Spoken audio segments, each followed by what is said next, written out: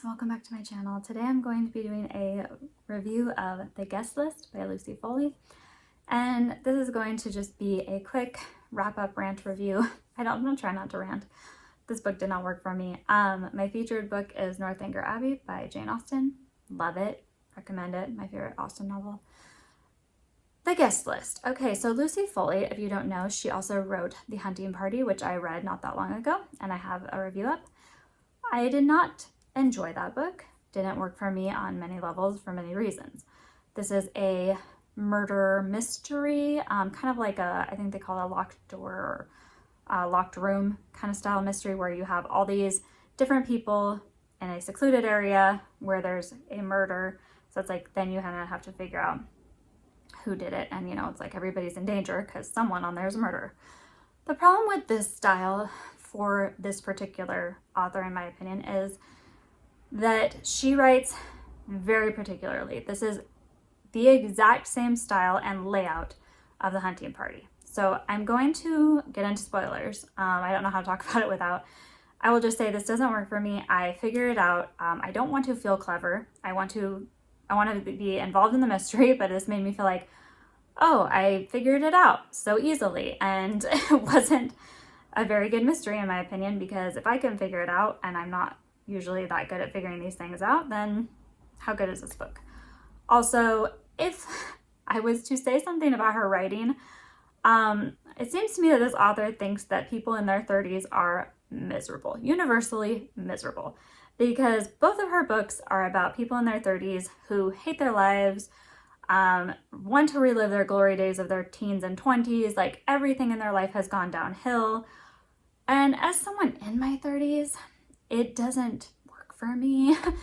I'm happy in my 30s. I'm okay with my age, and I don't want to go back to college. I certainly don't want to go back to high school.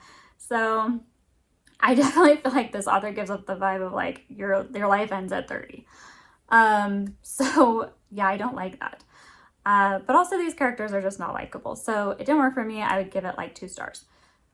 Spoilers incoming. So this is about a wedding happening on a remote island off the coast of Ireland, somewhere off the coast of Ireland. I don't know if this is a real place or not. So it's a wedding of a high profile couple, kind of. The girl runs like this blog website. And then the guy is a TV star who is on the show called Survive the Night, where it's like a survivalist, like Bear Grylls style, but like he's not as like dirty. I don't know how to explain, not dirty, but like he's not as like in the muck and the mire as, it's definitely like more produced, because the guy definitely seems like a pretty boy, like he's not really gonna get his hands that dirty. So you have the bride and the groom and then their friends coming to this island, and the bride is, I've written down, Jules, and the groom is Will.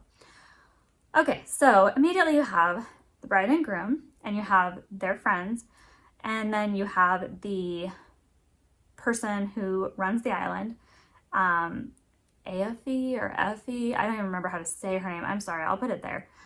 And then you have her husband, and those are pretty much it. So her half-sister is her bridesmaid, and then the best man is, and her half-sister is Olivia. The best man is Jono, who is the groom's friend from college or high school, I think. Okay, so all these people obviously converge on this island, and none of them are happy. None of them are good. It's kind of in the beginning, you're got all these people that you're trying to figure out who is the worst, because that's how I wrote it out, as, okay, well, these are all going to be terrible people, but there's going to be the worst of the worst, and then that will be the person that's killed. And that's kind of how I like wrote my notes. I have a whole thing of notes. My handwriting's terrible. And then because this is told from different perspectives, I knew one of those perspectives, much like The Hunting Party, spoiler, would be the killer. So you're gonna have, that is kind of all figured out for you if you've read one of her other books. Also, I could figure out from having read The Hunting Party, her style. So she does present, what's happening, which is the night of the wedding, and then she goes back like the day before, and then tells all the different people's perspective of what's happening the day before. So you get like a little bit of the night of the wedding, present, and then you go back and you keep going back until like more and more and more is revealed about each character and their lives and what they're doing. And these are miserable people. The ushers and the for the wedding are all high school classmates of Will, the groom, and they're awful. They're horrible people. They are very much stuck in the like, oh, we're, you know, these rich society boys, you know, good old boys who we had all this whole, you know, club back in high school, and we were, you know, it made us strong and tough, and you know, it was like they were not good people, and they're always drinking and, you know, like that kind of like sloppy, we peaked in high school kind of drunk. And I'm just sorry, like it doesn't work for me. These characters are not fun and enjoyable to read about. Jules is super self-centered. She feels like because she was not the favorite child, she has the right to be very much, you know, I'm out for myself, you know, and she's pretty much that way. I didn't hate her. She's not the worst character, but she's not super likable. And Hannah is the +1, the wife of Jules' best friend, Charlie, who's her husband, who they come to the wedding, and poor Hannah has to watch her husband make a fool of himself, you know, because he's the best friend of the bride, who is still apparently has a little bit of feelings for her. And so like poor Hannah, and she's miserable too because she had children. And I like feel like I don't even need to explain that. Like, this is what the author thinks makes people miserable. She had children. Okay. So, yes, having children is difficult. Having children changes the dynamic of a relationship. Having children changes a lot of things in your life. But this is literally how the author presents it, is basically like she's living this horrible existence because even though she loves her kids, you know, her relationship with her husband is different now, and you know, she just feels no connection to him and all this stuff. And I'm like, okay, so more misery, more unhappiness. Olivia, the bridesmaid and the half-sister of the bride, is 19. She's the only one that's younger. She's very sad. We don't know why, but there's tons of breadcrumbs to eventually figure it all out. And she just seems like she's kind of a mess, basically on the verge of a nervous breakdown the whole time. And I felt for her. She was a bit more of a sympathetic character. She's not super likable because she's basically got that mindset of like, oh, I'm stuck here with all these old people.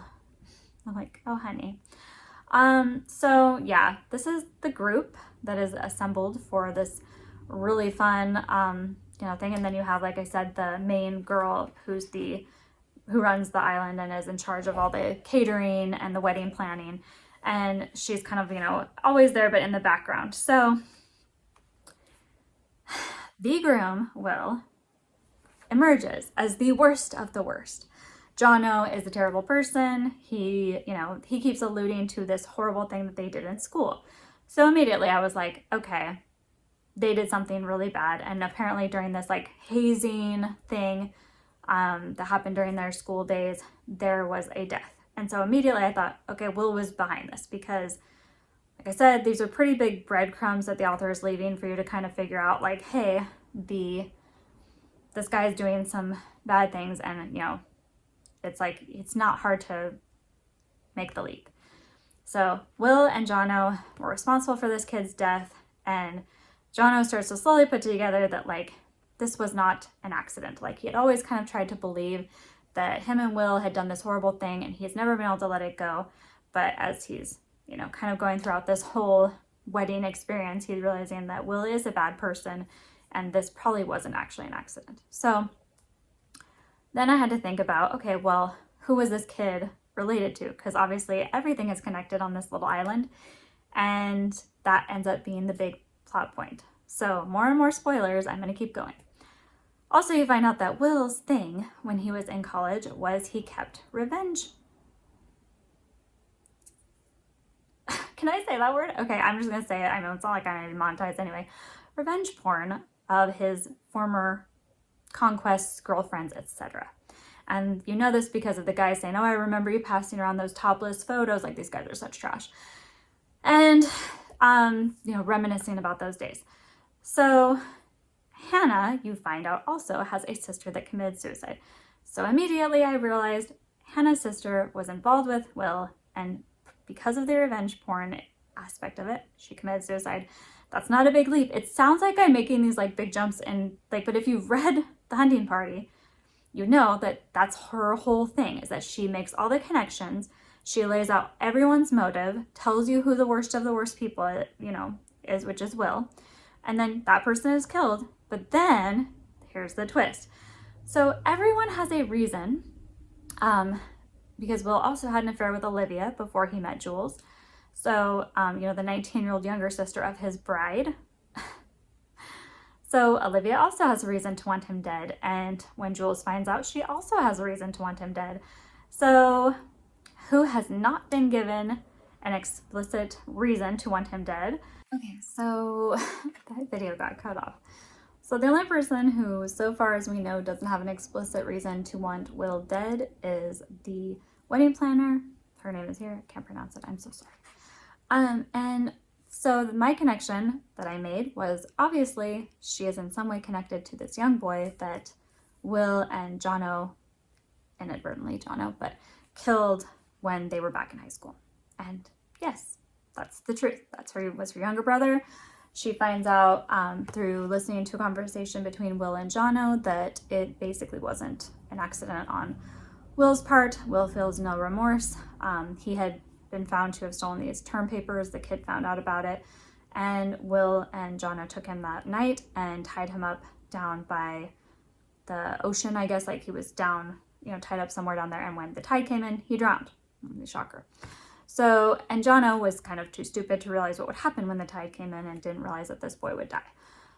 He's felt horrible guilt. He feels miserable, and he has not been able to get over this. His life has been ruined. And Will feels nothing because Will is a psychopath. And he is a narcissist, and he is gross. So we're not supposed to feel bad about Will's death, and I'm going to say I didn't. But yes, the wedding planner kills him, and Jono happens to be nearby and picks up the knife. So the ending is kind of left up to your own imagination of whether Jono will be able to prove his innocence, but in a way, is this his penance or the retribution that he is getting for being part of that murder all of those years ago?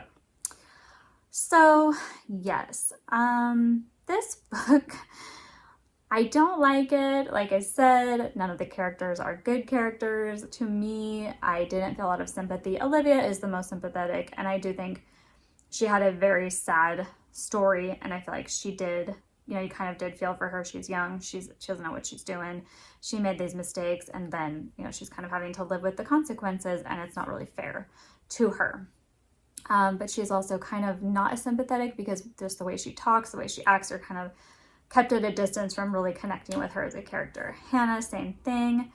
And she, you know, the problem is with all these characters is that, except for Hannah, who kind of comes from a more humble upbringing, everyone is rich, everyone went to private schools, went to college that was good, you know, has family money or is, you know, has their own money.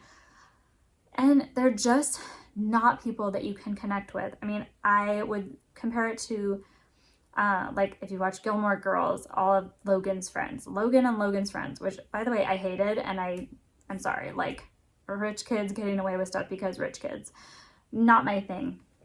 But that is what's happening here. Like Will gets away with a lot because of who he is and his family having money and connections. And this is just kind of shown as just like that's just how this world operates. And I don't like it. I just, you know, this whole class, you know, distinction of like, well, the wealthy elites live this way and, you know, they look down on everybody else, which I think is totally probably true, but it's just not something I want to read about. I don't like these type of characters. Hannah being kind of the representative of, you know, the lower class, I guess, you know me. She's not that likable either, you know, she's kind of, you do feel for her when you know her full story and her sister committing suicide, but she's the whole time just kind of envious and comes off really like, oh, I wish I didn't have to be here. And it's just sad, you know, and oh man, it sucks that I had kids and had to have a normal life while all these people get to be rich. I just don't feel that, like, I don't know, it just doesn't work for me. I want to be able to connect with characters. I want to care about these characters. Like, literally, if there would have been a massacre at this wedding at the end, probably would have liked it more. Like, I didn't care about these people. They didn't make me care about the murder. I didn't care if if the murderer was found out. They didn't feel like there was really ever going to be justice, even when Will died. So yes, that is my thoughts on the guest list. This is not about the author. She's a good writer. I will say, like, her writing is fine. It just doesn't work for me. I don't particularly like the style. I don't like the layout because I feel like it does lend itself to being very easy to figure out once you know her style. And I don't get the hype of this book. I don't feel like it's an amazing thriller because, like I said, I figured it out and I don't like that. I also don't feel like there is some like sex scenes, I guess. Not really. They're not graphic. That's the other thing. I feel like every time she writes a sensual, sexy, intimate scene, it definitely comes off very like, I wish I didn't see that. Like, you feel like you're watching something and walking in on something intimate happening, but like you wish you hadn't, like, obviously. And it's weird. It's a very interesting way of doing things, but it almost is like, oh, gross. Like, we all are like having to like, witness these intimate moments that none of us actually care about or want to know about. So yeah, it's not my style, not my book. I wouldn't recommend it, but if you like The Hunting Party, I can imagine that you would like this book. It just didn't work for me, and I don't plan on reading anything else by her. This was my second novel, and I feel like that's given her a fair chance, and I just think that her way of writing just I don't connect with. So those are my thoughts on the guest list. If you liked it, or if you have a book that you really like that's similar, that you think works a lot better, definitely leave me a recommendation or comment down below. Thank you so much for watching, and please like and subscribe. I would really appreciate it. I will talk to you guys in the next video. Bye.